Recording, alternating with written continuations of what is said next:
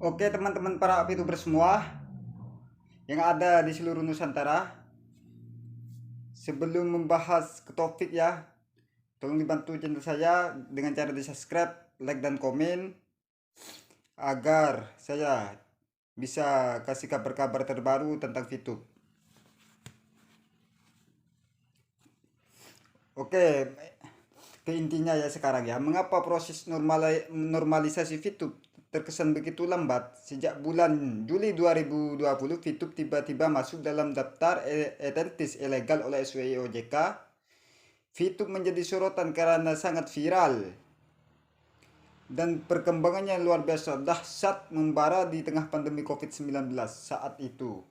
Kuasa hukum VTube menghadap OJK menjelaskan bahwa VTube bukan perusahaan ilegal, ada sertifikat Kominfo, Kemenhukam, dan lembaga OSS. VTube bukan perusahaan investasi, bukan MLM, bukan skema pyramid, bukan skema Ponzi, bukan money game. Masa-masa ini Kominfo menguji 2 kali loh teman-teman konsep marketing plan VTube.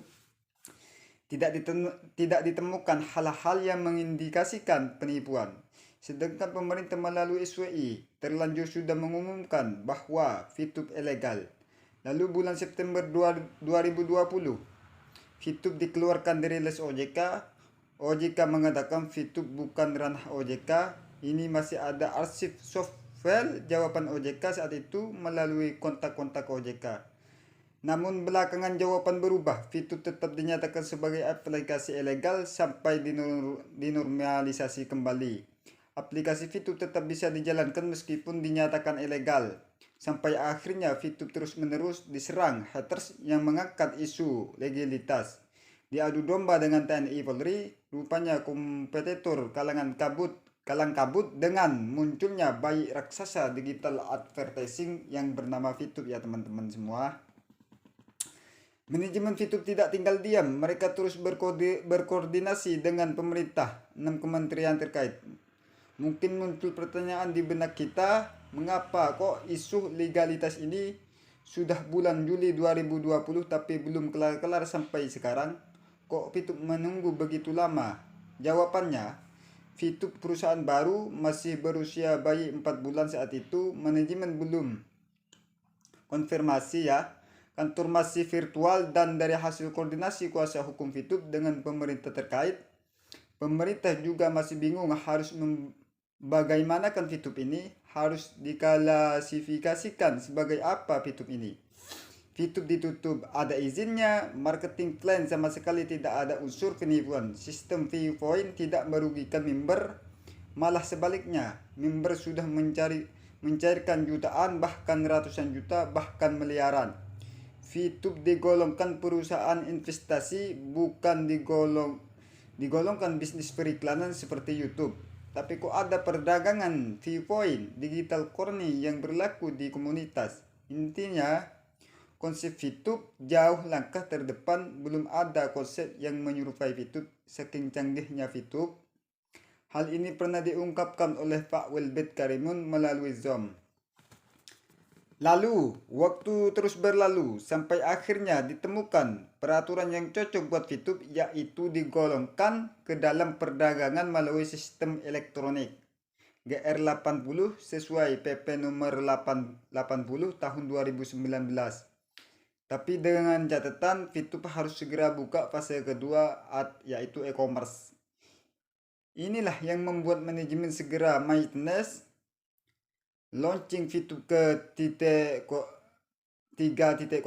yang kesannya mendadak dan dibaca beberapa oleh para hater dan pesaing. Peraturan nomor 80 tahun 2019 tersebut adalah peraturan baru yang diberlakukan tahun 2021 ini. Akhirnya disepakati 5 syarat SWI untuk normalisasi legalitas. VTube kembali 100%.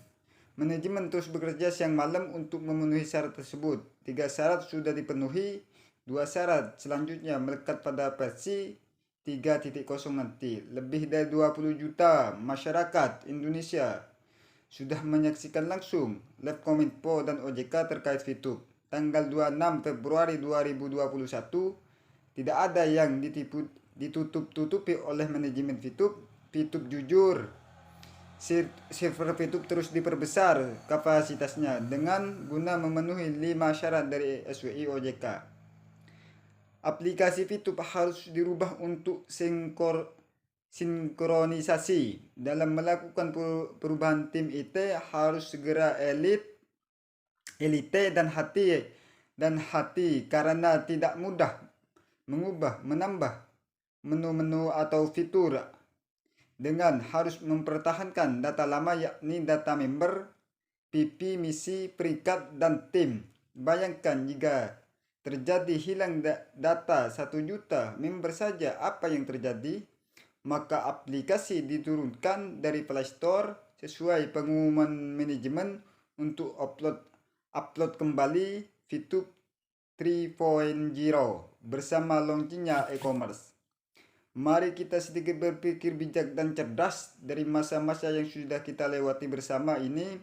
Masa sekarang ini VTube terus melakukan maintenance, meningkatkan daya tampung user server, update versi di Play Store. Karena member VTube akan terus bertambah angka 20 sampai 30 juta pengguna. VTube belum 1 tahun loh. Biasanya aplikasi baru 1 tahun itu belum tentu tembus 1 juta pengguna. Bayangkan berapa besar biaya membangun aplikasi dan server dan maintenance-nya saja. Belum biaya membeli kantor dan biaya operasional lainnya.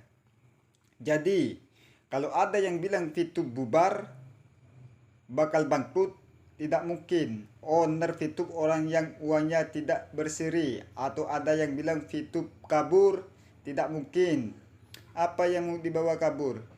V-Point. Mau dikemanai V-Point kita? Dijual di mana? Orang-orang Indonesia, mana mau orang-orang negara lain itu? Mereka juga main VTube di negara lain. Manalah bisa data deskripsi kalau bukan pemiliknya. Atau ada yang bilang penjualan data pribadi kita ke perusahaan-perusahaan lain, atau diperdagangkan ke black market oleh para hacker. Kemana? Ke bank, asuransi, atau kemana? Tanpa VTube, bank-bank, asuransi, rumah sakit, database sudah menyebar kemana-mana. VTube bukan satu-satunya perusahaan big data di Indonesia. Dan hingga saat ini, apa data kita terbesar karena VTube. Jadi santai aja ya teman-teman dan berpikir positif. VTube terus berbenah diri, VTube patuh pada pemerintah RI. Akhirnya kita sama-sama menunggu VTube 3.0 di awal Maret 2021 ini. Dalam masa penantian ini, VTube pasti akan terus diserang oleh para haters dan pesaing. Jika mental kita kuat, kita tidak akan bergeming sedikit pun. Apapun kata media, apapun kata haters di luar sana, kita santai aja. E-commerce adalah bukan karena adanya investigasi SWI ya teman-teman. Jika menyimak dengan seksama, e-commerce sudah disebutkan di marketing plan VTube dan masuk ke dalam fase kedua perusahaan. Namun e-commerce di fase kedua ini dipercepat karena manajemen menyikapi situasi terkini dan perubahan ekosistem VTube yang mendorong normalisasi VTube legal 100% ya. Selanjutnya VTube nanti akan mengembangkan sektor-sektor lain, pariwisata, perhotelan, tiket, sinkronisasi dengan pom bensin, supermarket, lalu akan merambah Asia lalu mendunia. Begitu kata visi misi perusahaan VTube PT Fitur VOTech.